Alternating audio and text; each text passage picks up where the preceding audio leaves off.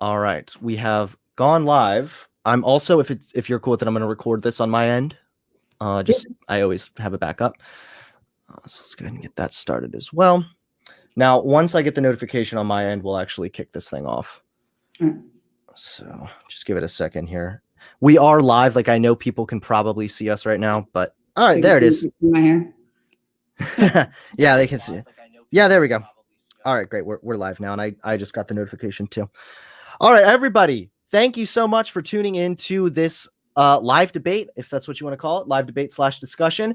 Today, I am joined by Lisa. Lisa, thanks so much for coming on. And would you like to go ahead and introduce yourself to the audience? Yeah, hi, my name's Lisa. I worked with Tommy Robinson doing political things. I'm kind of active in the political scene. I've worked on the Hill for a number of years. And I just love to talk politics. So here we are. All right. Very cool. Very cool. Let me go ahead and just really quick one more time. Just make sure that the volume is all good on this end and stuff. Can you hear me fine on mine? Let me go ahead and I don't have the setup you have, Hunter. No. I can hear you just fine. Don't worry. All right. Yeah. Well, I want to kick this off with my first question for you is on Breonna Taylor. You made this tweet on the 23rd of September. I scrolled through your tweets a little bit, just looking around a little bit, not going to lie. There's not many there. So yeah, there wasn't really that many there. But I did see this one, and this was one I really heavily disagreed with you on, but I also understand that there's a lot of like misinformation going around about this issue. So I want to give you a chance to clarify before I like tell you why I disagree. It's the tweet where you said her drug dealer boyfriend fired first at police. My point really just should end there. Police were serving a no-knock warrant and they knocked anyway. What is so difficult to understand here? Yeah. So do you want to, I guess, elaborate? What would you like to, what struck you as wrong about that tweet or controversial about that tweet? Everything. Literally everything you said in this tweet is incorrect. Right. So let's go over the facts of the case, right? So the police were serving a no-knock warrant, and I'll concede some points ahead of time, right? So now there's still some contention over whether the warrant was valid, right? Yeah, because it was, well, I don't even know if there's really, yes, there's contention, but it's even more so like it was obtained under false pretense. That's what I mean, right? Okay. And it wouldn't be valid if it was obtained under false pretenses. So that aside, okay, and that would be wrong. Okay. There was evidence of her being connected to the whatever his name was, the Donald Glover, or not Donald Glover. Glover. I know his last name's Glover, not Donald Glover. I don't want to get sued over here. So she comes home from like a movie night with her boyfriend. They get in bed and they hear a knock on the door, an aggressive knock on the door, and they don't hear police say that it's police, and they see three plainclothes people coming in and banging the door down. Now they have a battering ram, right? Mm-hmm. So the boyfriend gets his gun out and he shoots at police. He shot first. He's admitted to doing that, right? Now, I'm not saying that he knew he was shooting again at police, but when police get shots fired at them, are they expected not to fire back? Well, no, but they didn't even know they were police. These are plainclothes people breaking into their home at like, what was it? Wasn't it like midnight or some shit? Correct. And I'm not saying, listen to me. I'm not saying I'm a 2A person. I'm not saying that if somebody is banging on your door and you think it's a home invader at 2 a.m. and I have a gun, I'd probably shoot too. I'm not saying that he was wrong in shooting, and that's the reason why he was let off and was brought up on charges, right? What's the point of this tweet then? Also, you said he was a drug dealer, which is not true either. No, there actually was some proof there that he was also involved in the drug trade. No, what happened was information came out later that suggested he may have been selling pills or something, which was completely unrelated to the narcotics investigation. Yeah, it was unrelated to the case, but he's still a drug dealer. Like that's okay, but that's either way. The point of the tweet was when you fire on police, whether you think it's justified or not, they're on the other side of the door. They don't know what you think. All they know is they're being shot at. So they are totally justified. So who's in the? So but like the police didn't even acknowledge that they were police. From some accounts, they say that they said the consensus of the accounts. Yes, there was one witness that said they heard them shout police. 11 others said they didn't. Either way, would you expect them not to fire back if they're being fired upon? No, I would expect them to accurately announce and obtain the fact that they obtain I would expect them to obtain the warrant legally, Agreed. not by lying about it. Right. I understand that, yeah, if you shoot at cops, they're going to probably shoot back. How was he supposed to know they were the cops, though? Here's the deal with no-knock warrants. The reason why no-knock warrants are so difficult to obtain is because they're dangerous. They're dangerous for police. They're dangerous for everybody. Now, I'm not a fan of no-knock warrants in general. Rand Paul proposed legislation called the Breonna Taylor Act that is against no-knock warrants. My issue with that tweet was, what did you think that the police were going to do when they're being fired upon? Now, if you want to go through the system and say that no-knock warrants are the problem, that's the problem, but it's certainly not a racist issue. Well, I don't think this was a racist issue. Well, it's certainly not. And I think the police were justified. Okay, say you are an employee, right? Like the police are an employee, and you get a warrant, and you're supposed to go serve this warrant. You serve this no-knock warrant, you knock on the door, they say they announce themselves, they may or may not have, even if they didn't. Somebody shoots, are you going to wait for them to stop shooting? No, but it's everything that happened before that was the problem. It's not just that they got the warrant under false pretense for the viewers. No. It's been proven. Actually, let me pull this up right here because I want the audience to know about this too. They claimed that the detective wrote that he then verified through a U.S. postal inspector that Glover had been receiving packages at Taylor's address. But the U.S. postal inspector later said that they didn't use his office and that they'd gone through a different agency and that they'd found that there was actually no suspicious mail going to that home. So that was a lie. They lied on the affidavit to obtain the warrant. The judge read all 4 of the no-knock warrants, roughly 3 to 4 minutes. That's how long she spent on each warrant. And then they showed up either after or around the same time that they'd actually already obtained Glover. They knocked around the same time. Yes, they knocked very loudly, apparently, and probably pretty scary too. I would imagine like having your door pounded on in the middle of the night would probably be scary. And Agreed. So and then a bunch of plainclothes officers break the door down. The guy shoots to defend himself, and they shoot over 30 rounds in the apartment. One of the officers actually shot inside her home through the back door. And I mean, like every single thing that happened here was. You have to put yourself in the position of the police a little bit here. What about putting yourself in the position of the people? I know I'm doing both. Here's the problem, right? And Breonna Taylor, she may have been a wonderful girl. She may have been a wonderful person. She seems like she was a paramedic. She was getting on the right road. Okay. Whatever. However, she was involved with Glover at one point in time. That's irrelevant.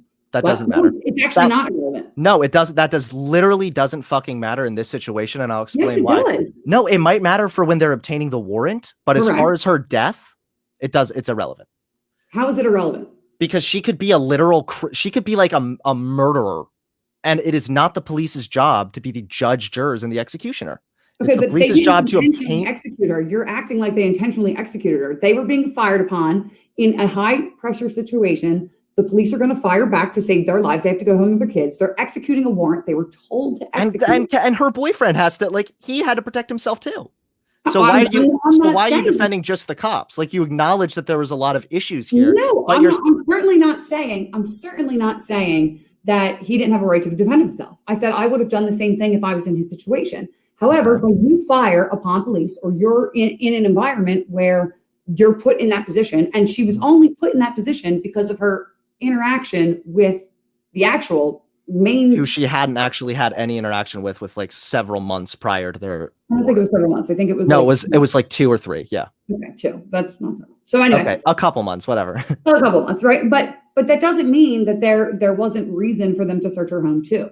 And like I said, with these warrants, they're hard to get. But hold on, if there was reason, why did they have to lie on the affidavit? The detective lied under oath to obtain that warrant. Even the judge who signed off is uncomfortable about this now. That hasn't been actually proven that every single point on the warrant was not it doesn't have to be every single point. The fact that he lied under oath about that she was getting suspicious mail. Listen, I'm not here to defend the people that issued the warrant. I'm here to defend the three plainclothes officers that get paid $50,000 to $70,000 a year right? That are doing their job by executing a warrant. They get shot at, and then you don't expect them to defend themselves? Well, That's what no, I I don't expect understand. You are calling for them to be accused of murder when all they were doing was their job. Yes, but you realize that one of the officers there was the one who obtained the warrant incorrectly. Which one? I don't know his name, but it was one of them. I think he may have been the same guy who actually all three of them were put on administrative leave, and then one was fired. Well, everybody, that's a standard procedure. When anytime anything like this happens, everybody gets put on administrative leave. I'm not denying that the cops aren't going to, I'm not disputing that. Obviously, yes, if you shoot at cops, they're going to shoot back. I guess my question would be, how would Kenneth Walker have known they were police? Well, apparently they, A, identified themselves as what they're saying, right? Now, we don't have to take them at their word, but B, even if not, it doesn't matter if he knows if they're police or not. There is in this environment, your problem doesn't seem to be with the police. It seems to be with the no-knock warrant situation.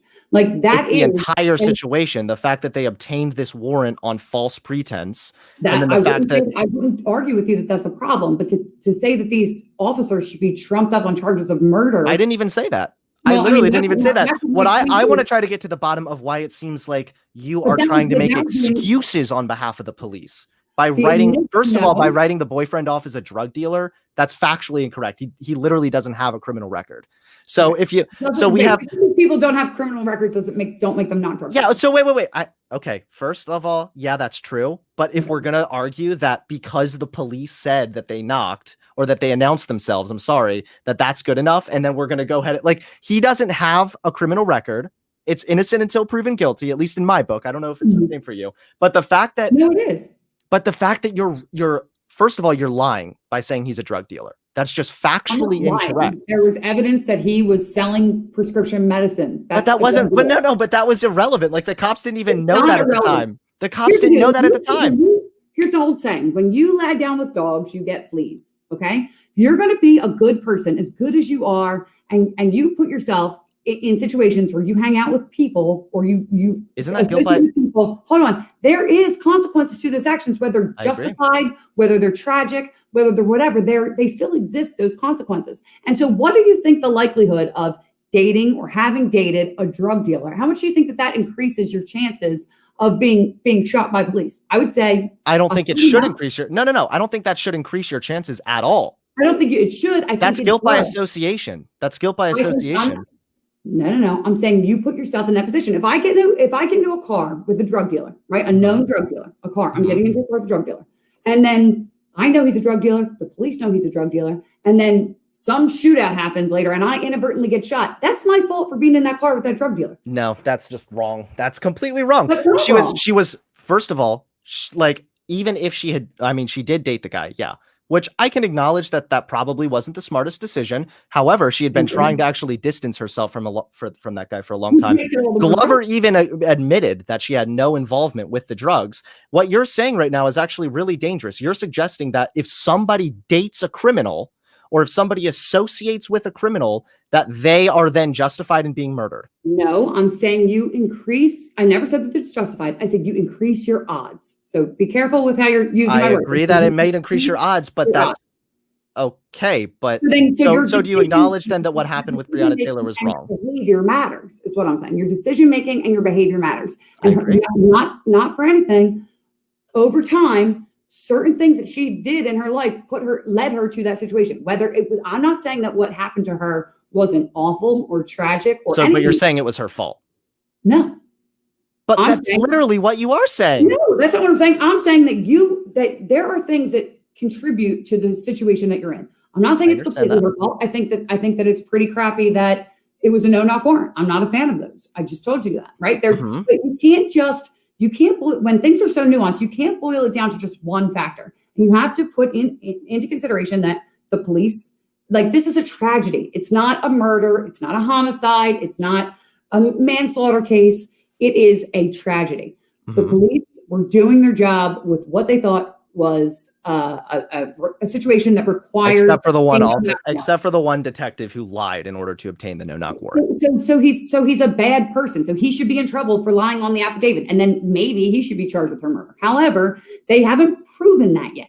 not beyond a shadow of a doubt. Like that has. Okay, wait. No, you can't say that they haven't proven that and then say just if he doesn't have a criminal record, I mean, he could still be a criminal. They also haven't proven that he's a drug dealer. He had no criminal record, and same with Breonna Taylor. She had no criminal record. If there's evidence of you, even after the fact, selling drugs, you are a drug dealer. Am I wrong? I don't think that has any relevance in the fact when they were raiding. Wait, when they were. I was doing the same thing when they were raiding his home. I mean, there's evidence that he did that he's later. That came out later. Like it had that the cops didn't even know that when they were breaking into the house, into the apartment. I'm not saying they needed to know that. I'm saying they got shot on. You asked me about the tweet, right? And the tweet was about why people are calling for these officers, given the situation, to be brought up on murder charges. Okay. And everybody was upset when the charges got dismissed regarding their fire into the house. And their fire into the house was solely because there was a man defending his home who shot on the police. It's that simple. If you expect them to go and try to execute their duties, which is fulfill this warrant, regardless of how it was obtained, these are people that are trying to go home to their children every night, and they are being shot at. Okay. They are entitled to shoot back. I recognize that much. That was I'm not even denying that, but there's more nuance here than that. It is about also how they obtained the warrant, the fact that it was obtained under false pretense, and also I don't think it's entirely fair to be like, well, you don't shoot it. Like the police shot. I mean, you shot at the police. Like, how was he to know they were the police? It doesn't. It's like that point. That is the point that's irrelevant. Right? How so? Because you fire on police, right? How did he know he was firing at police? What? He didn't know he was firing at police. He thought he was firing at an intruder. There's literally a 911 call to prove this. I totally agree with you. That I'm not disputing that. There's no point of me that's disputing that. I'm saying the cops should not be charged with murder. That's all I'm saying in this tweet. Cops should not be charged with murder because they were fired upon. They returned fire. That's simple. I mean, I recognize that much. I guess it's just more about how the warrant was obtained under false pretense. Well, the fact that they didn't announce their presence, at least according to 11 out of 12 witnesses, and and even if I don't care if they knocked. I mean, it was like midnight. They didn't announce that they were police, at least according to 11 out of 12 witnesses. They broke the door down with a battering ram. The man shot at battering ram. You're pretty much sure it's police, right? The door popped off the hinges and he popped a shot because he was defending it. He was defending himself and he was defending. Well, it wasn't actually. He should defend himself. I'm a 2A person. I told you I would have probably done the same thing. If I thought people were coming into my home to attack, I would have done the same thing. However, if it was police and I got shot, I don't think that it was they would have murdered me. But I guess my question is like, how did he didn't know they were police. So obviously if they had walked in uniform and were like, hey, we're tragedy, but not a crime. And hey, we're okay. I mean, we can, I guess, agree to disagree on that one. But as far as it's just the phrasing of this tweet, the way you're trying to go about it, I feel, is that you are attempting to offer a regular tweet or a retweet. I don't even remember. This was a regular tweet. With it? There was a tweet that you were responding to, I think. Yeah, and then that would probably give that tweet a little more context. But I also think that by calling him a drug dealer, that's also kind of irrelevant. Even like if Breonna Taylor was actually involved in drugs, I still don't think that would justify her getting killed in her home. I still think that justifies what I don't think that justify is the right word, but what justifies her getting killed in her home, or what makes it not a crime, let's say that, because I don't think it's justified. I think what makes it not a crime is that he fired upon police, and police, again, same line, police have to protect themselves, they fire back. They're okay, well, I can, we've $50,000 a year, and you're I think we found common ground here that yes, obviously if police hear shots at them, they're going to fire back. But then can we also find common ground and agree that the way this was carried out was entirely incorrect? Yeah, I said that from the beginning, though. I think that a no-knock warrant is a bad idea in general. And they were in plain clothes, the way they obtained the warrant, all that shit. Yeah, nobody's denying any of that, but that doesn't make it a murder. And that was the point of the tweet, because I think that the tweet, if I was retweeting, usually I wouldn't have that little context if I was tweeting. So the retweet, I was quote tweeting, whatever they call was probably saying that like she should be, these officers should be murdered or something. Okay. I understand that. I understand then what you're getting at, and it's a little bit of a better opinion than what I thought you were getting at, to be completely honest. When I read this, I did think that this was much more of a trying to justify what happened to Breonna Taylor by labeling her or her boyfriend as a drug dealer or something. I guess I've done my fair share of hanging out with bad people that put me in terrible circumstances and have led me down bad paths, and I've had bad things happen because of that. And do I think that what happened to me was right? No, but do I think that like do I have to own some of that for putting myself in that situation? Sure. Sure. I mean, yeah, I agree with you that actions have consequences. I mean, that's one of my big talking points when I talk about like systemic racism and everything. So, of course, actions have consequences. I guess that we could probably also agree that the consequences for Breonna Taylor's actions were not justified. The fact that she was murdered killed. Killed. The fact that she was killed in her own home because they suspected something of her is wrong. A tragedy. Of course, it's wrong, but it's not murder. Okay. Well, you can okay, you can call it what you want. You can call it what you want, but I think that murder is a specific thing. There's intent there. Nobody intended to kill her. That's fair. That's fair. It might be a manslaughter charge, but I still think that they probably should have faced more consequences, especially considering I think the detective who. Right. I think they will for lying on an affidavit to get a warrant that led in the thing. And to be fair, it's not like the civil part of this doesn't claim any responsibility, because when people die unintendedly through police action, it usually goes to civil suits, and her family received $12 million. Now, do I think that $12 million is a justifiable price for a life? No, life is invaluable. However, I mean, that does show that the the police system, for example, is admitting some type of guilt at some point. Exactly. There was some component of that was wrong. And so, no, I'm just saying that I have a problem with no-knock warrants. And I think that this particular case was not murder. I don't think it was, I think that was a tragedy is what I think. I don't know. I guess my other issue was after they had killed Breonna, it took them multiple times where it took them like several minutes. I have some notes here on the issue. Hold on 1 second. I know that her boyfriend was at home alone in the house for like 13 minutes by himself, and it took a while for. Well, they had like broke protocol and told the ambulance to leave, and then she was left there without medical attention. Here we go. Miss Taylor received no medical attention for more than 20 minutes after she was struck. And they also, they lied on the. I don't remember. I mean, I remember hearing things about that, but I don't remember if that was proven true or not. So, I mean, I would honestly have to look into that. And again, that would be.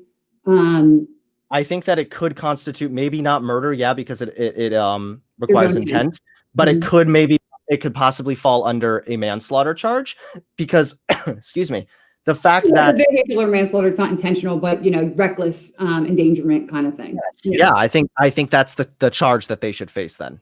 And but that's a very different than what I was saying in my tweet. Okay, fine. I mean, I'm glad to know that we found that we have a little more common ground on here than originally thought. Personally, I read that tweet and I thought that this was going to be much more of you trying to justify Breonna's death. I'm glad we can both acknowledge that what happened was wrong and it happened under really like false pretense largely. I guess it's just the fact that they didn't give her any medical attention after they shot her for over 20 minutes. To be honest, I don't know much about that part, so it's not like. And they also lied on the incident report.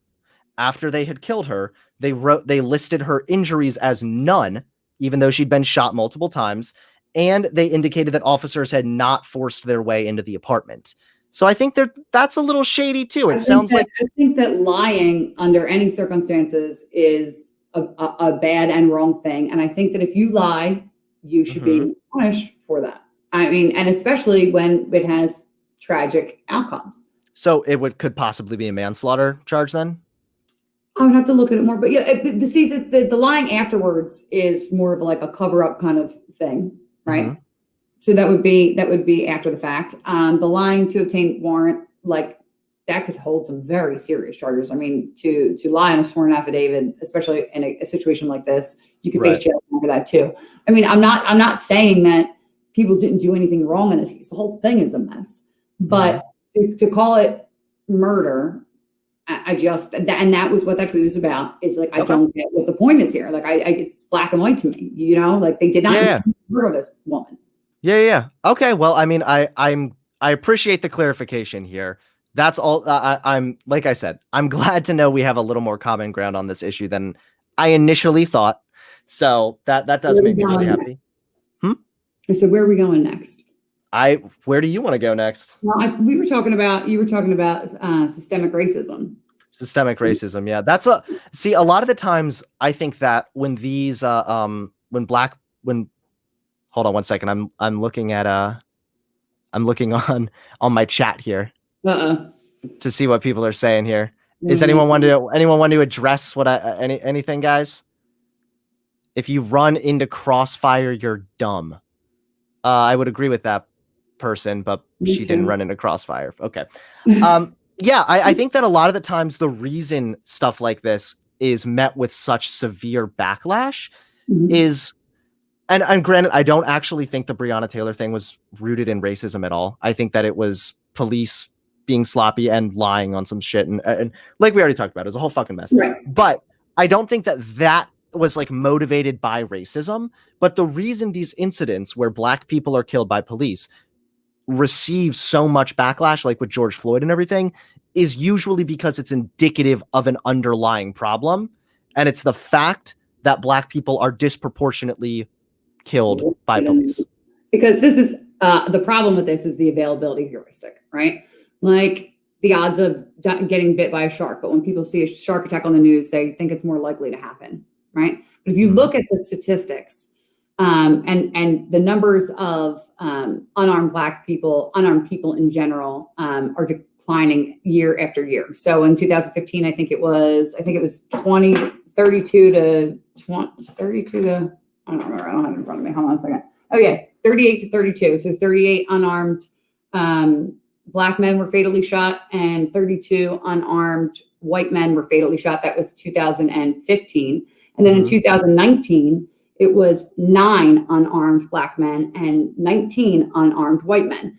And now the way that, and we're thinking of, we're talking about 9 people, right, that were fatally shot, unarmed men that were fatally shot by police. And anytime that there is anybody that's shot by police and they're unarmed, or even if they're armed, even if they're armed as like a 2A person, like I'm big on the 2A also, but like even if they're armed, I'll tell you how many were armed. So 235 people, 235 black men were shot fatally shot in 2019 by police. Okay. We have 1,004 were fatally shot by police in general. Okay, in 2019. 1,004. I'm sorry. How many? 35 people fatally shot by police. Okay.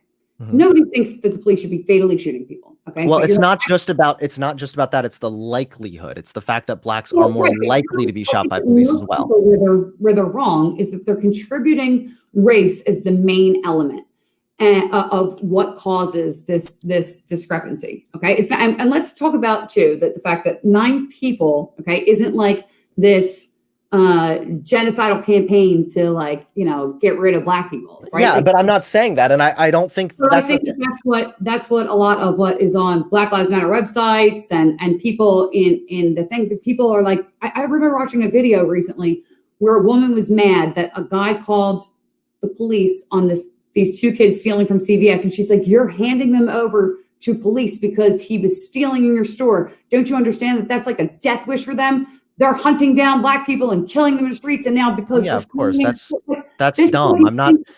I know that's dumb. You're right, and some people get really hysterical and hyperbolic, and some people just don't really they don't look into issues. They kind of just take whatever they hear.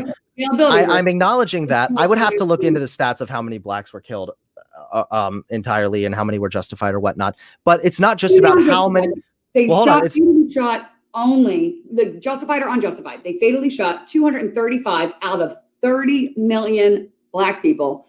235. So your odds of being shot by the police are like less than getting struck by lightning. Right. I'm not saying that it's like, I'm not saying all black people are going to die by police. What I'm saying is the problem is black people are disproportionately shot by police, and they're disproportionately more likely to be shot by police. That's the problem here. Why do you think that is? What are your reasons? I think I know what you're going to say. But you think you don't, I think you might know some, you may not know all. So go ahead, go. Well, I want to hear your explanation first, because I'm expecting to hear some black crime rates here.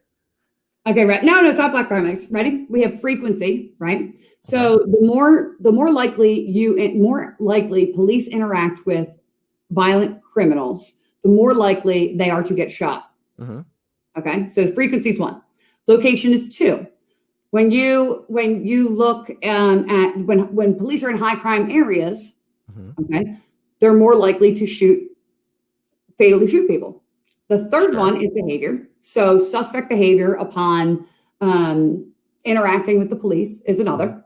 And finally, the last one is from my favorite, behavioral economics. And that's that the reasons that people, how do I put this? Like, I'm trying to think of where I want to go here.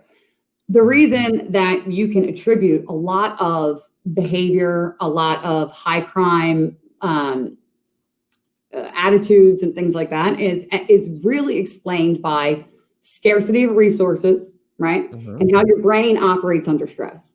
And so I think that those are more likely to contribute to fatal police shootings than actual racism. And well, so I think this is where we're getting a little confused here. I think this is where we might have a little bit of confusion. I don't think that police who shoot black people are always doing so in like a racist intent. I think that a lot of narrative that's being perpetrated by the media, Black Lives Matter, and the fact that the police system, it's the fact that the system of policing disproportionately negatively affects blacks. And that's because primarily, and see, here's the thing is you talk about scarcity of resource. Yeah, you talk about violent crime. I agree with that. You're right. Violent crime has nothing to do with scarcity of resources. So we're not talking about robbery. Black people disproportionately live in areas of poverty, and they disproportionately live in areas with crime. So that's obviously going to contribute to higher policing and then more police killing people, whether they're armed or unarmed, whatever. So this is why, but wait, do you at least agree with that much? Wait, say what? Do you agree that black people, since they disproportionately live in areas of poverty, and like you said, scarcity of resources, poverty, I assume is what you're referring to there, along as well as the higher crime rates and everything, that obviously is going to contribute to the higher rates of policing, which will then contribute to more frequent interactions. Right. Yeah. So this is why, so if you agree with that, then you should agree with BLM, because what BLM, not the organization, but the movement, what they're actually really trying to get to here is, again, systemic racism. Why are black people disproportionately living in poverty, and why are black people disproportionately committing crime? This is really good. Okay, so 53. So when we talk about 53% of for homicides, right? 53% of homicides are committed by black people. So that has nothing to do with scarcity of resources. Yeah, that's like a lot of gang violence too. Like a lot inner city gang violence, all that shit. I can say that, like, okay, they're responsible for 60% of the robberies, right? Which is what the statistics are, and that you can probably attribute to, being in poverty. There's a lot of poverty and whatever. But homicide's a little different, right? And so you have to look at what underpins that. And I don't think that it's systemic racism. I mean, but it depends on how you define systemic racism. So if you're saying, like, right now that you think that there are laws on the books, and I can only think of one that comes to mind that I think is racist. But if you think that they're like our institutional policies have laws and things like that are racist. No, I don't think that. How I define systemic racism is any kind of a system that disproportionately negatively affects black people. So people within that system don't have to be racist. I don't believe that a lot of cops are racist, actually. In fact, I believe that most cops are good people who just want to serve their community and do the right thing. However, the system of policing disproportionately negatively affects Black people. But there are deeper reasons for that, and I feel like we're getting there. But that's because Black people commit more of the crime. Yeah, but why do Black people? Like, if you don't commit crime, you're not going to get arrested. Well, obviously, first of all, the 50% homicide rate or whatever, that a lot of that's gang violence from inner cities. Also, when we talk about like the 1350 kind of stat, I know that's not what you said, but generally the 13% commit 50% of the crime, whatever. That's actually based on it wasn't based on convictions, but rather it was based on I think. But even if you take that number not completely at face value, and you take it somewhat at face value, you also have to consider that women aren't doing robberies and homicides. Right. Yeah, men always commit more crime. Men have always. And that number is even lower. So then we're talking about, say you want to dumb that number down to 40%, but you're not looking at 13% anymore. But that's not the. I agree that Black people commit more crime. That's an indisputable fact. I'm not denying that. I'm literally not denying that at all. Right. What I want to know is, why are Black people committing more crime? And I think that has to do with learned behavior, coping skills, and what I would refer to like elements in behavioral economics. Like, so when here's like a little example. They did this study a long time ago. I can't remember what the study was, but there were farmers, like sharecroppers, right? And right before they would take their IQ right before the harvest, and they would take their IQ right after the harvest. So right before the harvest, you expend all your money, your resources, you're nervous. If the harvest doesn't like produce crops, you're going to be done. You're not going to have any money. And then after the harvest, when it does, you get your money and you're fine, right? Well, their IQ points were completely lower, right, for the same person right before, statistically significantly lower right before the harvest, right?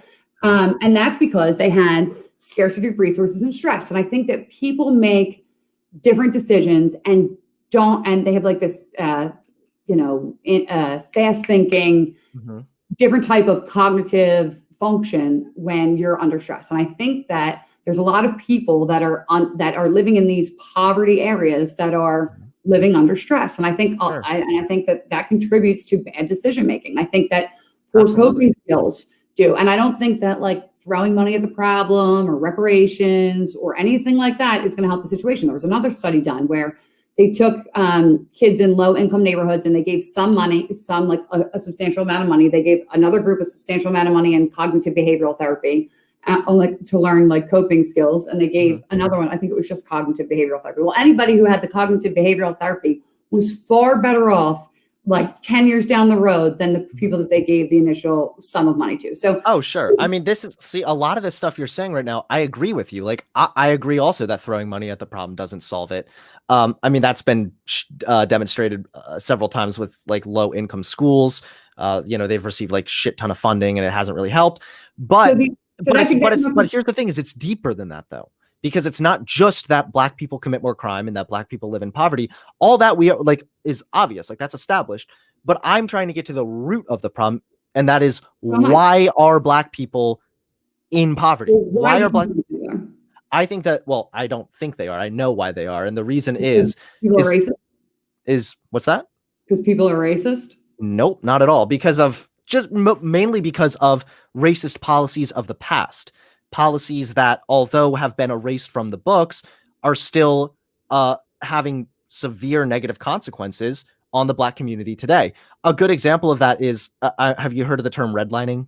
Yes. Here's my issue with redlining. So everybody brings up redlining, right? But if you look at who was actually redlined, I'll tell you who it was. It was Black people, Jewish communities, Catholic communities, Asian, and Southern Europeans.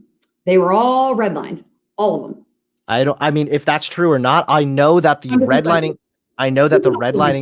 redlining policy was extremely racist. It was based on this idea that all of those categories. It wasn't just Black people. Even if it was, that still doesn't really matter because it primarily targeted Blacks. The federal homeowners association, or whatever the federal government at the time that gave mortgages was called, created this concept of redlining specifically with racist intent. Their goal was, their belief was that if you lived in an area with if you had a nice suburb and then Blacks moved in, that would decrease the home values, which was a lie and that wasn't based on shit. So because of these redlining policies, a lot of Black people, minority groups, were pushed into these poor urban areas. They couldn't get out. And by the time redlining was done away with, they then couldn't buy a home in the nicer areas because were Black people. It was Catholics, Asians, Southern Europeans, Jewish people. It was all of these groups. Please, I beg you, look it up. I am looking it up right now. I'm curious here. So if those groups were also redlined, what is the reason? And it's not just racist reason. Do I think that redlining policies still have some effect today? Sure. Nobody's disputing that, but that doesn't necessarily mean that they don't get a leg up where things weren't overcorrected. They've done studies now to show that those policies are a thing of the past, and there's still plenty of opportunity for low-income people in poor neighborhoods and Black people to get loans. Here's an example of this, okay? More a poverty and a class situation than it is a race issue. For example, I can agree with that too, but again, it kind of goes back to like, why are Blacks then disproportionately poor? Racism. I'll tell you why. Because what you're doing is categorizing all Black people as like this low-income people who couldn't. No, I'm not. No, I'm not. Black people. It's a fact that Black people disproportionately live in poverty. It's a fact that Black people are disproportionately poor. And it's also a fact that redlining is still affecting the home values of those areas where, yes, I'm not denying that other people were also discriminated against. Redlining did affect Jews. I mean, I believe it was called the ghetto, where like at the time where like Jews were reduced to this certain area and stuff. So why aren't they still reduced to those areas as Black people? Well, because it wasn't just redlining. It was the fact that Blacks were first taken here as slaves. They had no ability to really like do anything in this country because they were fucking slaves. Irish Americans were indentured servants who, by the way, people treated worse because they were hoping that they died so they didn't have to pay out in the end. So they were oppressed too. I'm not saying that other people weren't oppressed, but I'm saying what happened with Black people was very specific and it was very unique.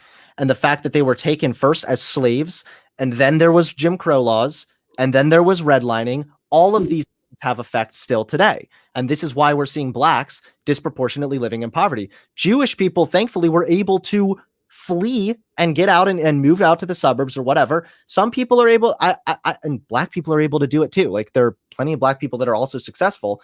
But what it is that these policies still are largely affecting minority communities because like redlining, I keep going back to that one because it's a really easy one to sort of look at the effects of it today, how like redlining is still keeping those home values lower even today. And you know, the last time they were a bank was caught using that is not really what's keeping those home values lower. I grew up in Philly, right? And you go into North Philly, that is not what's keeping those home prices lower because I mean, we're gentrifying as like Philly is moving out from Center City and going into these neighborhoods and buying up these properties, right? But that's not what's keeping these home values low. Drive through North Philly and tell me who wants to pay a ton of money for a shell with boarded up windows and, you know. I agree. I think that what really needs to happen to fix those areas too is investing. Right? It is the way in which those neighborhoods are upkept. Yeah. Right. So but so you acknowledge then that Black people are disproportionately living in poverty. You acknowledge that, right? I never would deny that. I'm saying that the root of that cannot just be solely attributed to racism or systemic racism. It can't be. I mean, maybe, I'm sure there are some variables there, but largely the main reason is because of but the main reason is still because of racist policies from the past. That those do have consequences. For example, I bring up George Floyd in this because he's a good anecdote, I guess to refer to. He grew up in like a really shitty area of Texas. In that area, there were still Black people living in like shotgun shacks that were erected in the 1920s. And the reason George Floyd's community specifically stayed poor while other suburban areas got nicer was because Black people were unable to get anything better than like menial shit jobs. So they were reduced to poverty and basically forced there. And literally people still to this day are living in they're called shotgun shacks. They're like these shitty little like those people. And it's also hold on really quick. It's also a statistical fact that if you are born into poverty, you're more likely to die poor. And if you're born wealthy, you're more likely to die wealthy. It's a class issue, not a race issue.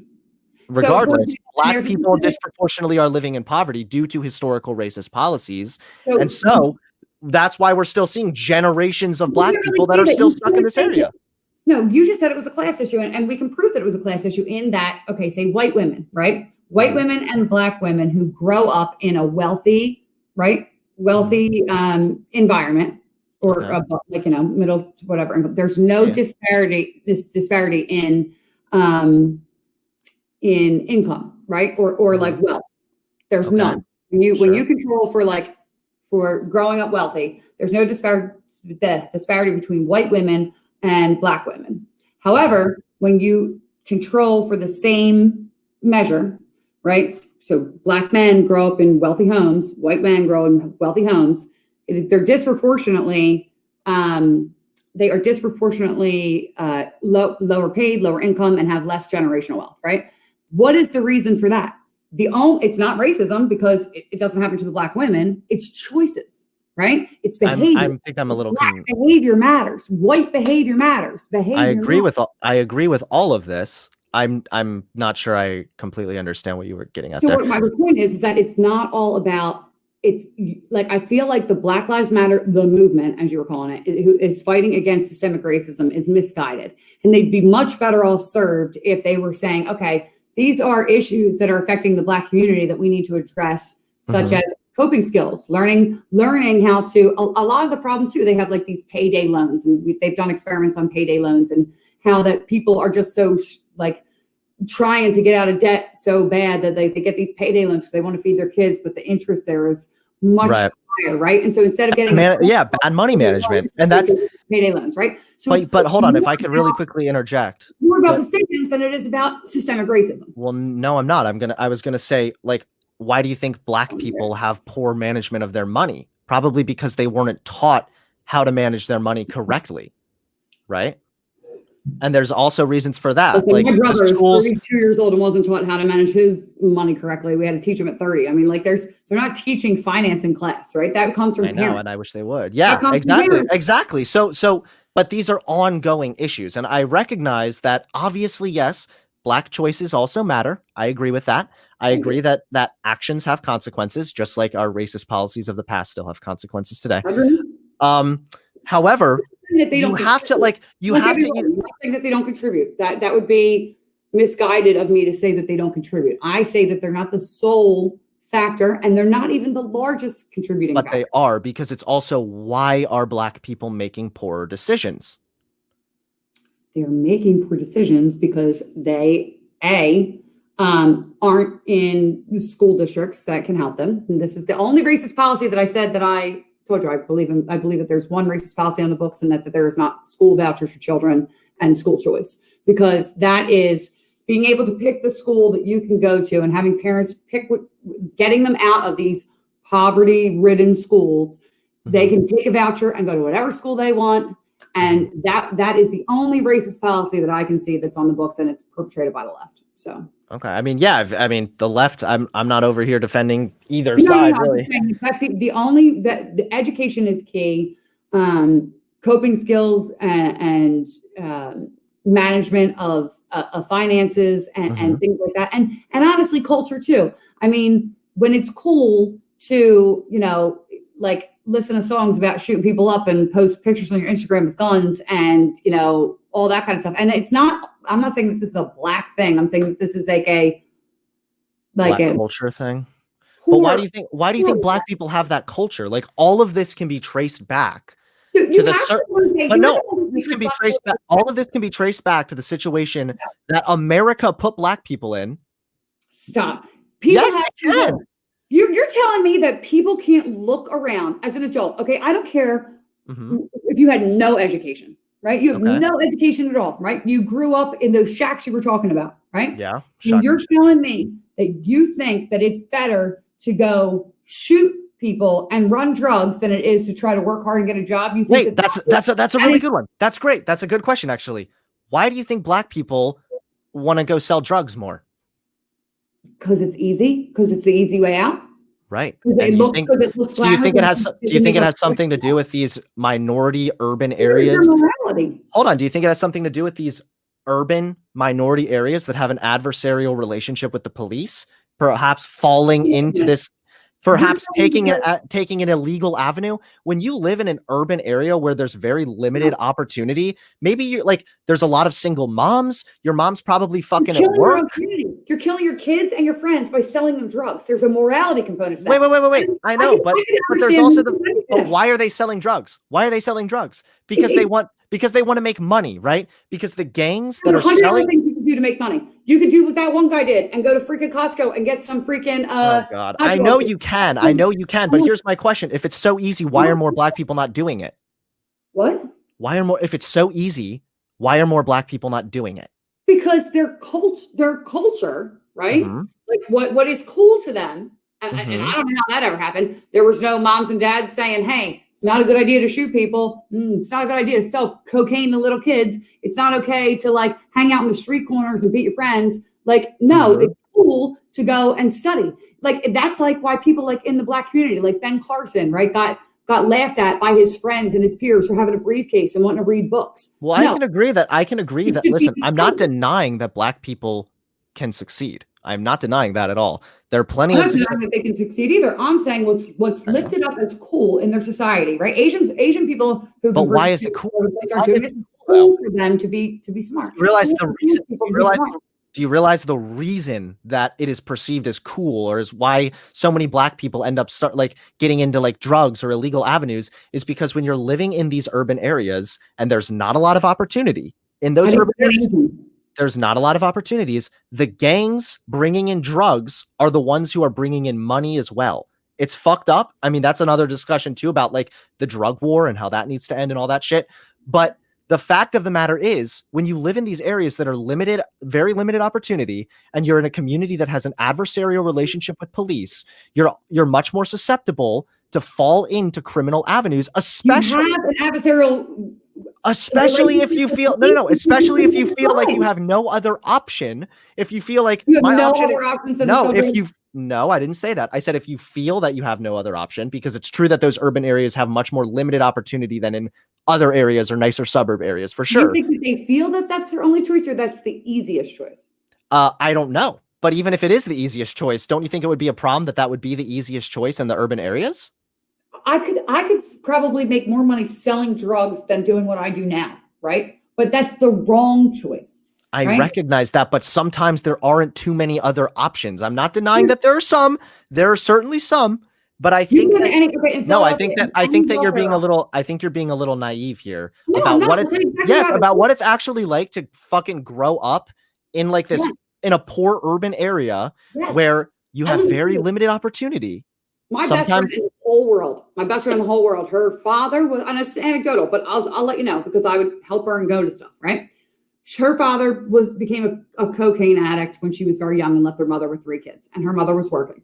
And so they had to go on welfare, right? Mm-hmm. And so she got raised in the welfare system, and she got raised in very poor neighborhoods, and she did all that, right? But when she went to the mandatory training seminars that they would have to receive her welfare benefits, right? They would offer up jobs. You can go, work at the Marriott and do this, or you could go do this. And people would reject the jobs. Right? You can go to skills training, right? So what did she do? She got her massage license through the welfare system. And guess who's not on welfare anymore? Her. That's great. Right. Yeah, I know. Okay. That's awesome. I'm not saying that people can't do that, but I'm just saying if it's that. So you're not equating, you're equating like outcome with not having a quality of opportunity. Okay, so poor white people, right, that are on welfare and living in the same poor black neighborhoods because that's where she lives, right, have the same opportunity. They can go to the same welfare club, they can get the same masseuse certificate, they can go and get a job. So you tell me what the difference between that girl was and somebody who chooses to sell drugs. I don't exactly know. I can't speak to your individual anecdotes. No, I mean, I think it's great that she got out of that. And you know what? There are plenty of people that do. There are plenty of people that do. But my question is, if it's so easy, Why are more black people not doing it?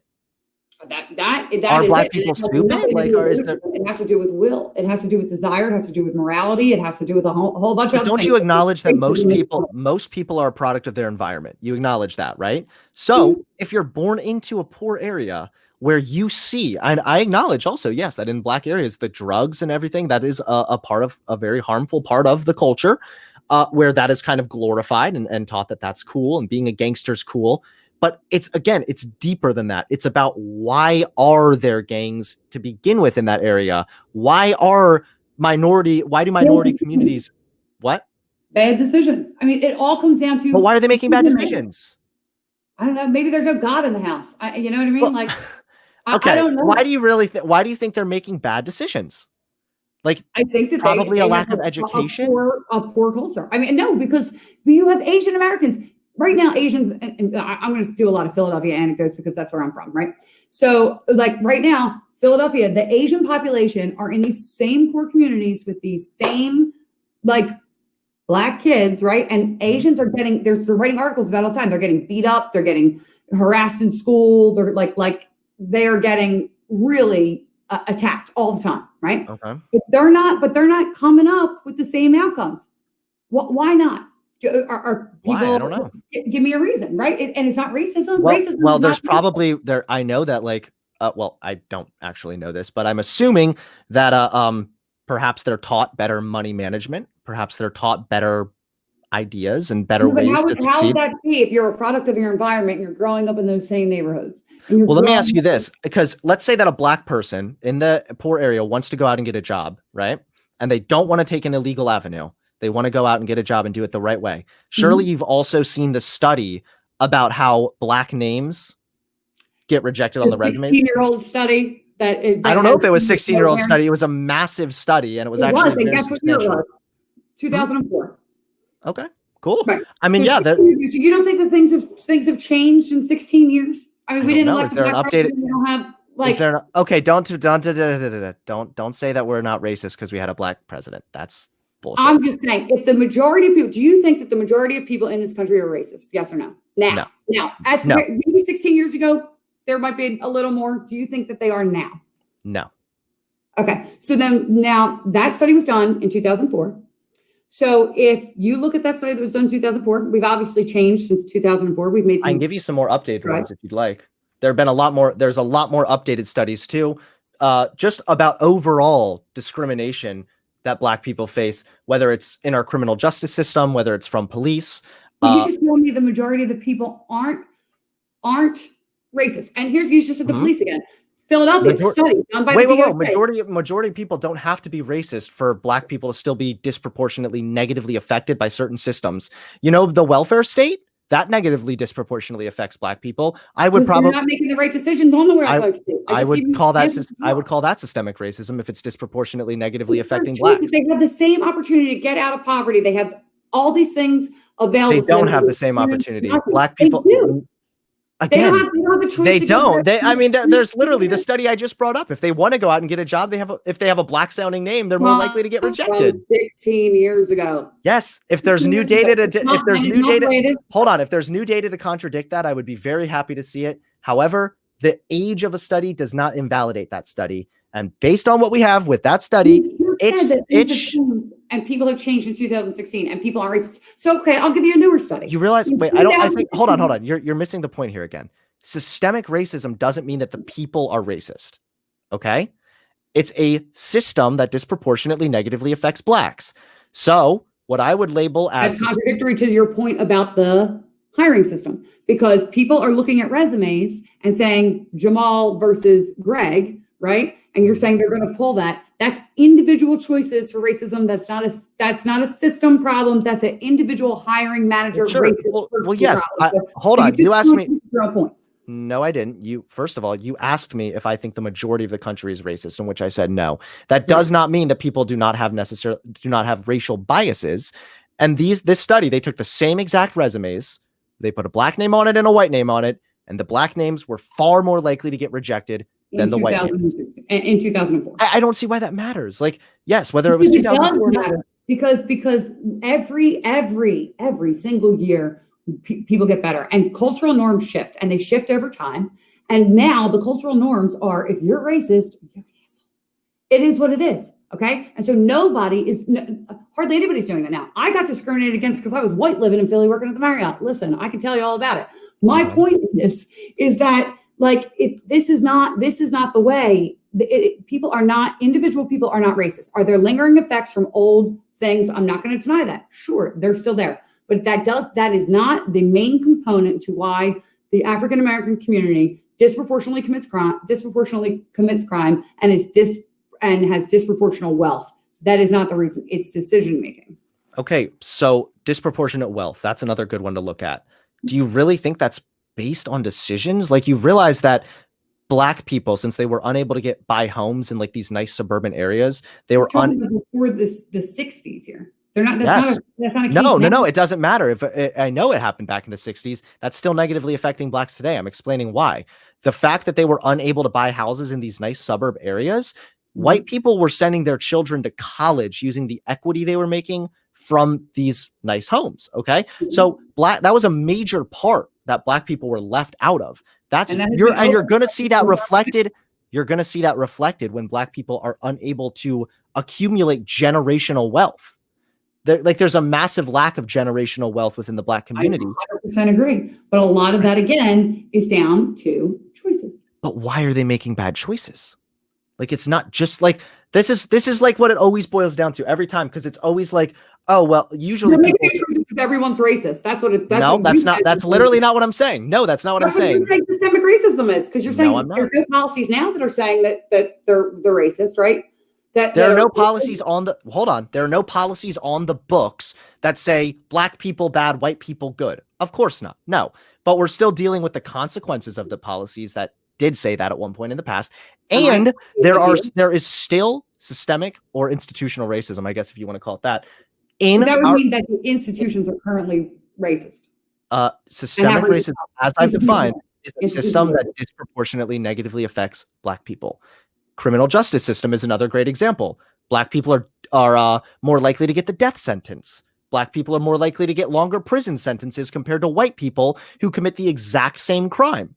Black people and white people admit to using drugs at the same rate, yet Black people are arrested at far higher rates for using drugs. And you can explain that one away. Stop. Higher crime areas, yeah, right? I know, but that's indicative of a larger issue. Like, there was a study done. That's explainable not by racism. Hold on. There was a study done in South Carolina, I believe it was.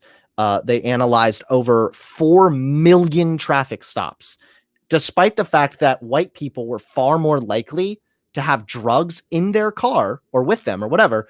Black people were stopped at way higher rates. Even when you adjust for higher crime rates, it's still disproportionate. Black people are still. Why are they stopped? What does the study say? The reason was for their initial traffic violation stop. No. Were they breaking the law? What do you? So, like, that's what I'm saying. Like, so you're saying that more people with drugs in their car, more white people with drugs in their car, right? Mm-hmm. Or the same amount. Black people are stopped and searched more for drugs, despite the fact that they find more drugs with white people. What else could that be? Maybe that's because white people, I don't know, I'm not in the car with them. Maybe because they're smoking it in the car and white people wait till they get home. I mean, you cannot, just because you're seeing a result of something doesn't mean that the cause of it is whatever you assume it to be. There's multiple reasons for why that can be happening when you control for different variables. Why do you think why were they getting pulled over? Why are more Black people getting pulled over in the first place? Do they have broken taillights? Are they no. The study adjusted for all of this. Hold on, let me pull it up. Yeah, please. Or send it to me so I can look at it, because I'm not in there. And besides, that's not the only data point here that I'm even getting at. There's also a significant amount of like the way Blacks are disproportionately sentenced to the death sentence. Black people get longer prison sentences. There was actually even a study that took mock jurors, and the darker the skin of the hypothetical suspect, the more likely the jurors were to rate that suspect as suspicious or criminal. So I mean, Again, you that know doesn't mean that. something new Hold about on, the that I don't doesn't know mean. what that means. So I would have to, before I could comment on what these studies are, I would have to see their methodology and what their variables were. I mean, to bring up studies that aren't like. Here we go. Hold on. Let me pull this one up. Let me look over this one first here. Did you bring up nature human behavior earlier? Yeah, I mean, I believe in like certain. Perfect. Okay, yeah, I'll send you this one then. This is a large-scale analysis of racial disparities in police stops across the United States. Listen to this. It's a study of nearly 100 million traffic stops conducted across America, and it comes from your source, Nature Human Behavior. No, human behavior. I said I believe in like human behavior stuff, and the things I usually. Oh, I'm sorry. Like, okay, I wasn't. Development report of 2015. But, all right, well, the study found that the bar for searching Black and Hispanic drivers' cars is significantly lower than the bar for white drivers. And even more so, they found that Black drivers are less likely to be pulled over after sunset, where they can't identify the race of the person. Does it control for locations? Does it control for high crime? Yes, it was across. Hold on, it was across America. Okay, right, but you're still, but what you're saying, what you're not focusing on, even if it is across America, right? Mm-hmm. You have more police in more high crime areas where there's more Black or Latino people, right? According to census data, right? And so we just established that what contributes to these things are area, like what area you live in. This is across America. No. So this is hold on. And the numbers show that Black people get pulled over more. Why? Are they in bad neighborhoods after sundown? Are white people not in bad neighborhoods after sundown? No, it seems like, see, this is what I mean. It seems like no matter what the studies say, you're trying to figure out. I don't know. It seems like no matter what you're just pulling up headlines, but you're not reading. No, I'm not. I'm pulling out literal data points. I'll send you this one. Tell me, but what I'm saying is tell me what the variables are. Actually, wait, that was the public chat. Here, I'm sending it to you privately. Well, now everybody has it. Good. Everybody should read these things. Check it out and take a look at it. And that's also just one of countless. I'm going to give you some more too here. Yeah, I'm always down for this. Let's see. Police militarization. Are you familiar with the work of what's her name? Why can't I think of it right now? Heather McDonald. She has a really good article in the Wall Street Journal that debunks all this through her numerous studies, and I'll send you her stuff. Okay. Here. Sorry, guys, this is a real conversation. That's why. Yeah, we're sending each other links to information. I just feel like no matter what this data is saying, you're always figuring out a way to make it actually be the black people's fault. I'm not saying it's completely the Black person's fault. That's not what I'm saying. You're saying Black people make bad decisions. You're saying that, and neither are its institutions. But I gave you a study of 100 million traffic. Or did you just talk over me? Said, oh, well, maybe Black people are just driving with their headlights out more, or driving through high crime areas. Do you really think the study's not? I can't even see you anymore. I don't know where you went. When you're taught to study, like when you study like behavioral economics and modeling, I have no idea where you went. I had like too many tabs open. It's really not my fault. I'm in the StreamYard one. Either way, as long as you can still see me, it's fine. I can see you. Yeah. Good. All right. So when you study like experiments and studies like this, which is what I've done, right? You get taught to question the methodology. So the studies that I'm quoting to you, and this is not, I'm not necessarily saying this is fair of me, but the ones that I do to you, that I'm quoting to you, I've examined their methodology, right? And they passed like the sniff test. Anybody can be a hired gun. They do it in Congress all the time. They say, oh, we want like, this to be the outcome of this study, and they hire a firm to do it, and they do it, and they manipulate the data, right? So unless you really look at, there's a million studies that prove a million different things, but unless you look at the methodology, which to be fair, I can't comment on these studies unless I've done that and given you a reasonable answer. Like I don't think it's fair of me to comment on those. So I said, I'm not saying that it's their fault. I'm saying, does the study control for this? Does the study control for that? And I admittly am these studies in full, then we would both know the answers to those questions. But right now we're going off headlines and links, and we haven't had time to look. Well, this is just again, just a little bit of the data here that I'm trying to look at. Okay. And is it really so impossible for you to believe that there's a possibility that there could be like a racial bias sometimes. That doesn't mean. I think there is racial bias. I 100% think there's racial bias in the world, right? Okay, so could that play a role in like stops of Black people? It is not. No, well, maybe, but it's not. It is not the contribute. It is not the main reason. Like, so say we've got a pie chart. What is the main reason? Right? Wait, because like the North Carolina study the North Carolina study I brought up. Like, if white people are more likely to have drugs in their car, but Black people are still stopped at a higher rate, what else could that be besides a racial bias? In bad neighborhoods, in crack neighborhoods, and a cop wants to know why they're driving slow or fast or have a taillight out, or then why are they less likely to be pulled over when it's dark? Like, and by the way, all these studies are peer reviewed, so we can look through the Hold on, I'll look through them in a minute. I'm trying to find where we can look through the mythology. And admittedly, I am not as good at like looking through the mythology of stuff like this. That's why I trust peer-reviewed article. That's why I trust peer-reviewed journals, things that have actually been tested. They have controlled variables and everything. And I just think that like we could very easily write off the data as not being substantial or whatever. But that's fine. Let's go to another one. What about the bias biases in death penalty sentencing? That I don't know about, and that seems terrible and wrong. Like, I'm not saying that. Here's a study from 1981 to 2014 that found Black defendants are 4.5 times as likely to receive a death sentence as similarly situated white people. To be fair, I don't believe in death penalty at all. So that's okay. I think it's wrong, whatever way you slice it. And I think that humans should not be the judge and juror of who lives and dies on this earth. Hence why I'm against abortion. But okay.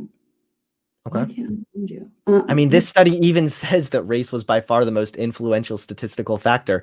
Again, that doesn't mean that these people who are sentencing Blacks are like maliciously racist and they just want to see the Negroes kept down. Like, I'm not saying that, but what I'm saying is that there's still a racial bias here, and a large reason that there is a racial bias is still because of systemic racism, policies of the past that are still the way you're defining, and that's, I guess, and I think that's where you and I differ on our and systemic racism has a lot of different interpretations and definitions, right? And so some are that like policies of the past affect today, right? That's my definition. I'm largely going off of that, and then also I also see a difference between.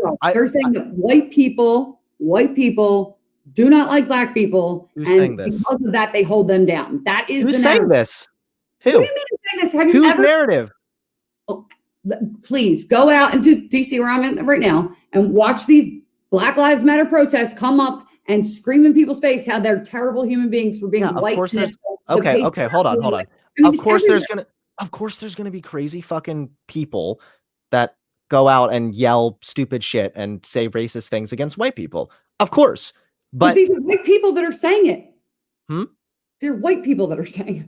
Oh, well, okay. And then maybe they're, I mean, I think that just if you're white, you can still be racist towards white people. It's just like, I live here, so I watch it every day. And Philly's the same way, like right after the first round of riots happened this year. And I think it was the George Floyd, which, by the way, awful. Nobody is disagreeing that wasn't a terrible thing, and that was murder, and he should go to jail for that, right? Like the police protocol is once you get somebody in handcuffs, you get them upright. I mean, that's hands down police protocol. So no, I'm not disputing that. But however, when people are rioting, right, in Philadelphia, there are regular white people walking down the street, like my brother included, and people just walking up to them and saying pow pow in their face, and then my brother's girlfriend gets shot with a Nerf gun on the street. Why? Because she's white, right? Like it is happening. Okay. No. Well, how do you know it was because she was white? Maybe it was just because she was in a bad. Wait, maybe she was just in a bad part of town. They said white bitch. Maybe she was just in a bad part of town. No, she was in Walnut Street. She was 18 to 1. I just feel like she should have recognized that there were riots going on, and maybe she should have just made better choices. Well, she should have made. I wouldn't have walked. This is what I'm saying. Is you're trying to say that BLM is racist because someone I'm shot not your saying friend. that. I'm Hold not. on. Someone shot your friend with a fucking Nerf gun, and said stupid No, white bitch, and that's racism. But the plethora of that's not data. the same. Hold on, Same but white. hold on, but there's plethora of fucking evidence here that shows how black people are disproportionately victimized by our current criminal justice system. But that's not good enough. No, I found you. Okay. So Nerf gun shot is No, that's is not where what we I'm draw saying. the line now. No, don't do that. Don't do that. You know better than that. Come on. That is not what I'm saying. I obviously don't know better than that, because you're trying to make a big deal about a Nerf gun thing, but yet I'm giving you statistics about blacks that are disproportionately shot and disproportionately sentenced to the death penalty, and you're just like, well, we'll have to look into it. I mean, whatever. Everybody conflates that they're disproportionately shot. They're not disproportionately shot. More white people, unarmed white people, are shot when you attack unarmed people. Number one. No, you're smarter than this. No, you're smarter than this. You are smarter than this. You know that when you adjust for population, black people are disproportionately shot by police. But when you adjust for population, black people still commit more of the crime. I know. And when you adjust for crime, so that's not a race issue. That's how much more they're interacting with police because of how much more crime they're committing. That is not committing more crime. We're going in circles now. Why are they committing more crime? Because they're in poverty. Why are they in poverty? You can't win one, so you go back to the original. The point is, that decision-making matters. There isn't a white patriarchy that still exists, like on Black Lives Matter website. Okay, that's not what I'm. Okay. Okay, and so you said to me that you make a difference. You distinguish between Black Lives Matter, right, the organization, and Black Lives Matter, the movement. Yes, because generally the movement is focusing on broader issues like police reform, police brutality, and systemic racism. Okay. So the website, I also know the website. Let's go through these real quick. Do I think police brutality is a problem? Sure. Okay. Absolutely. There's bad actors out there, and it's like pilots. You can't have a bad pilot. Okay. So police brutality, sure, we can address those things. Okay. Okay. When you have the problem with Black Lives Matter is that I think it was Ben Shapiro that said this. People don't normally go out and chant things that are genuinely agreed upon. Okay. So we don't chant the sky is blue, the sky is blue, the sky is blue. Okay. We all know the sky is blue. Okay. So to go out in the streets and chant Black Lives Matter, okay, insinuates that most people think that they don't. And that is where the problem with Black Lives Matter lies. Is it what it insinuates? And that's why you have people coming out saying all lives matter. Because most people in this country are not racist. And most people in this country believe that Black lives do matter because they do. Okay? Well, then I would ask you this. If that's true, first of all, I don't really care about quoting Ben Shapiro, but I'm not gonna say anything about that. Whatever. I kind of like him, but every now and then he gets a good point in. But this is the thing: is right now, if you look at the statistics of the issue, it doesn't actually seem as if Black Lives Matter, because you're talking about 9 people. I'm talking about a higher likelihood of Black people getting shot by cops. I'm talking about Black people who are disproportionately victimized by police. I'm talking about Black people who are disproportionately sentenced to the death penalty. Why are all these things happening? Why are they happening? Like this is what we want to get to the root of the issue here. Here's the question: are they increasing or are they decreasing? Have they been decreasing over time? Decreasing, but that's great. That's great. So maybe they can decrease now. Everything is decreasing, and the society seems to think that it's bad, and that these numbers are decreasing. The police agencies are making moves to decrease these incidents, right? Why then are we now protesting and rioting in the streets? Because the numbers are again going down, not up. And so that would indicate that maybe they're going down partially. I mean, right? Or not? Or would it? Would it indicate that there's systemic racism if the problem flatlined? Maybe if it went up, maybe the fact that it's going down indicates that there isn't. No, not necessarily. You could argue the exact same thing and say, oh, well, Black people are still wealthier today than they were in the past. So I guess there's no systemic racism there either. But you wouldn't say that, right? Because there's still policies from the past that are still negative. That have lingering effects today. Nobody's denying that. However, those same policies from the past, not all of them, some of them affected other groups, and other groups are still not behaving in the same manner that you have that you have BLM activists in the street. They're not doing And you know what?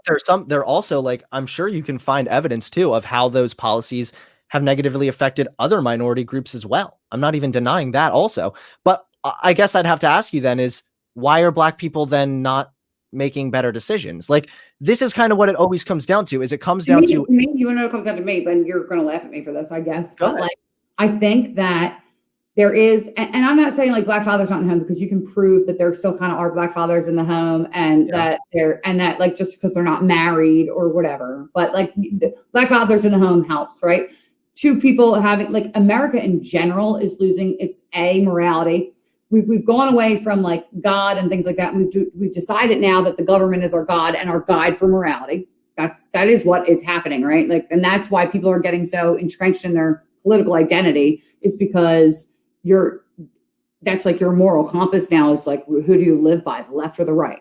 And so I think that our morality has shifted from God to politics, number one. And I think that, and for these like minority groups and these people that are struggling in these poor neighborhoods, is because that there isn't that commitment to family, to education, to and the morality of it. But why? Like, this is where it always comes back to, is like, it's still choice making. Also, I would completely dispute I would also dispute your morality thing, because back in like the 40s, 50s, and 60s, people were far more religious, but we also had way more discrimination. As the world's gotten more secularized, or at least America, we're seeing much more progress and much more acceptance. I mean, that's even kind of demonstrated with other issues. I'm not saying, listen, no, you're conflating what I'm saying. So when I'm saying religion and things like that, I mean in the family unit, like prioritizing values in the family unit. Do I still think that racism happened and exponentially in the 40s and 50s? Yeah, I'm not using that moral component. I'm saying about how the family was structured, what their priorities were. And so now, and even in the African American community back in those times, their priorities were to like study and to like, you know, be with the family and to get married. And they fought for all those rights, right? So you know that component existed then. So where was the shift, right?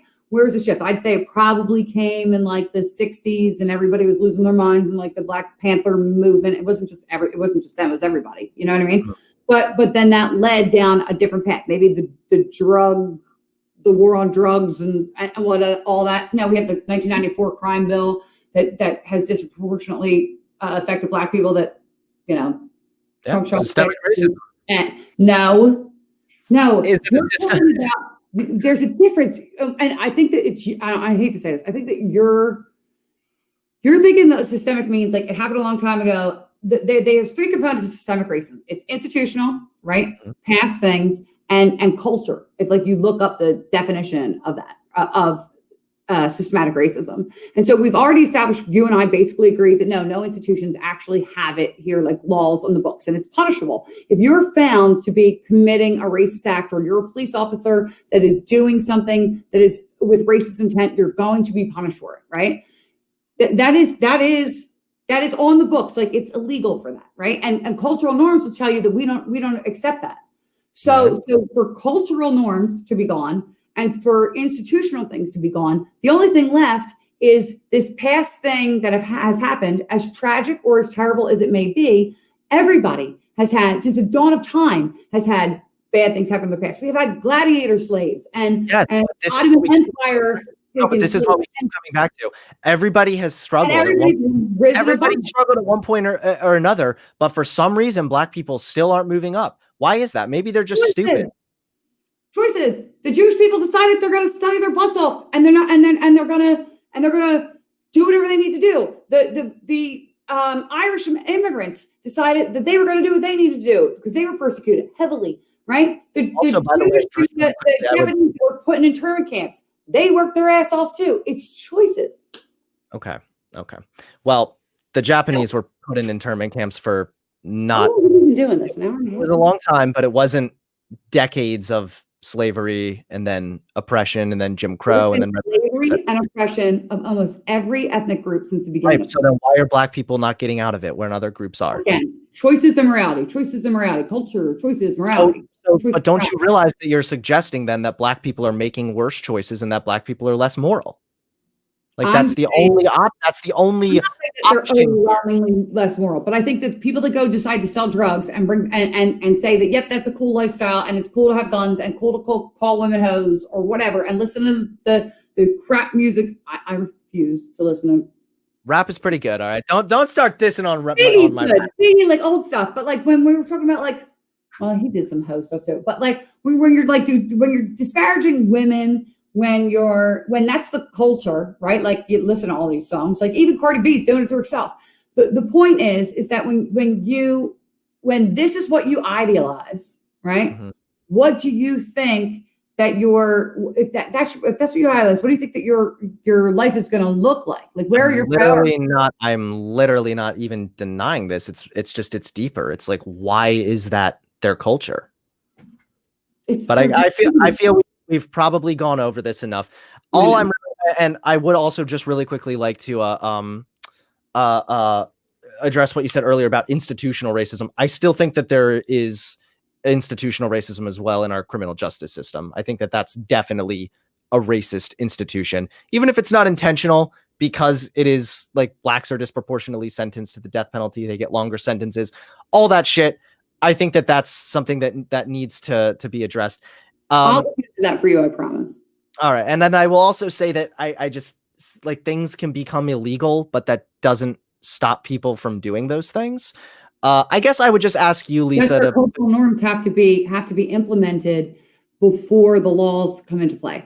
And so like that's why they had a problem with prohibition, right? It's because the cultural norm and the buy-in wasn't there. And so you can't just make laws that say and this is why things have taken a long time to overturn or whatever, but you have to have the culture shift and the norms there first before the laws can be implemented or implemented. Okay, right. So then maybe BLM protesting these issues to try and shift the culture is actually beneficial, right? The laws are already in the books. The culture is already there. You poll people, right? They think racism is wrong. Overwhelmingly, people would say yes, it is wrong. Yeah, of course, people are going to say racism is wrong. Usually, what's happening here is a result of like implicit bias, not people being maliciously racist. We kind of already went over that. My closing question would just be this: is why do you think? And I don't even want you to answer. I'm just want to leave you with this question again. Why do you think Black people have a bad culture? Why do you think Black people are making these bad choices? Let's be clear. I don't think all Black people have a bad culture. Okay? I know, but you're attributing these problems. No, you're attributing these problems that the Black community is suffering from to Black people. You're saying that the reason Black people are in the position they are right now is because of Black people. Class and decision making. Correct. All right. Well, if you want to make any closing statements, go for it. But I'm good. I just enjoyed it, and I think people need to have more of these conversations. And I think that you and I are pretty civil, so I really appreciate that. Absolutely. Well, thanks so much for coming on, Lisa. I really appreciate it. And you have a good rest of your night. Thank you, too. How do I get out of here now? Oh, down below, there's a leave studio button. There we go. Talk to you soon. All right. Cool. Let's get to some super chats really quickly, and then we will wrap this one up. Hold up. Hey, it's me. Let's see. How do I even view this? Hold up. Let me get here to this for a second here. Now it's time to discuss systemic sexism. Hey, don't get me started on the systemic sexism, guys. Where is super chat? Here we go.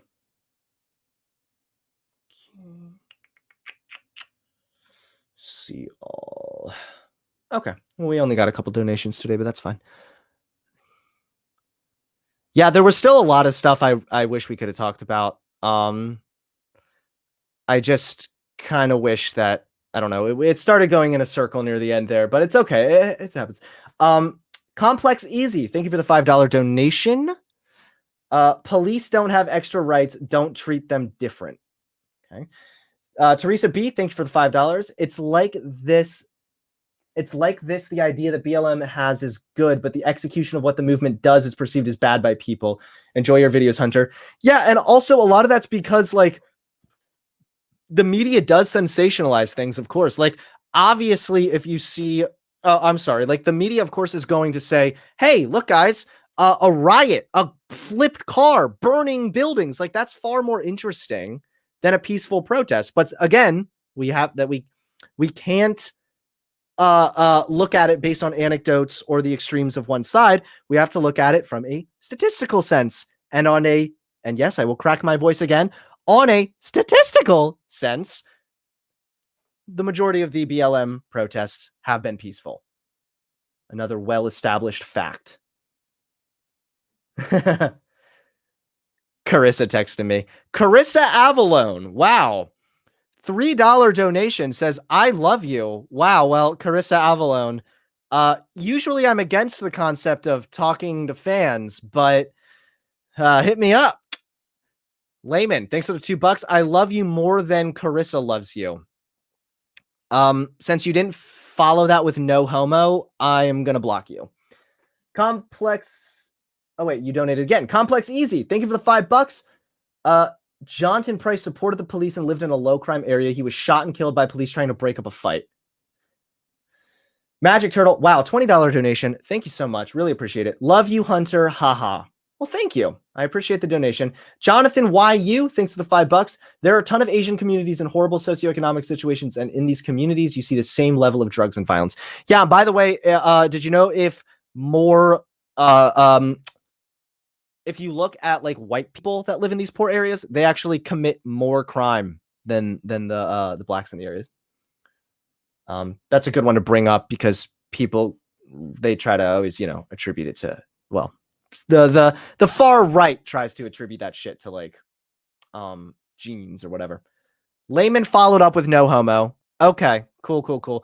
Well, thanks everybody for tuning in. This was a really interesting discussion.